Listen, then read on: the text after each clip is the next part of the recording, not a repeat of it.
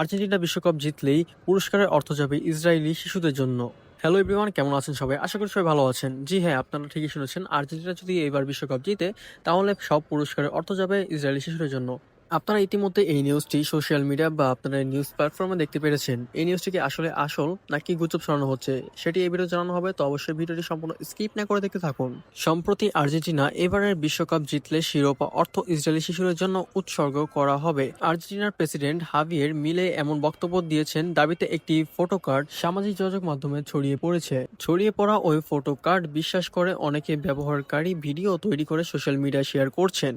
এমনই একটি ভিডিওতে এক ব্যক্তি বলতে শোনা যায়, সুশীল সমাজ চোখ খুলে দেখো, আর্জেন্টিনা জিতলে ওই অর্থগুলো ইসরায়েলে যাবে। আর্জেন্টিনার প্রধানমন্ত্রী ঘোষণা দিয়েছে এবারে বিশ্বকাপে সমস্ত অর্থ ইসরায়েলি উৎসর্গ করা হবে।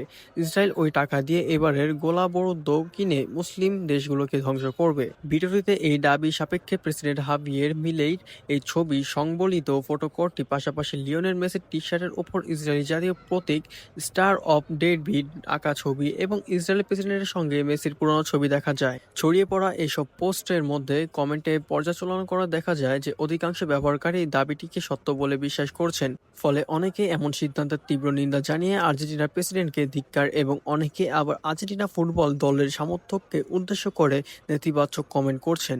প্রচারিত পোস্টের মধ্যে আর্জেন্টিনার প্রেসিডেন্ট হাভিয়ের মিলের ছবি ও বক্তব্যের জুড়ে দেওয়া হলেও তিনি কবে, কোথায় বা কোন গণমাধ্যমকে এমন বক্তব্য দিয়েছেন সে সম্পর্কে কোনো তথ্য, প্রমাণ ও সূত্র উল্লেখ করা হয়নি।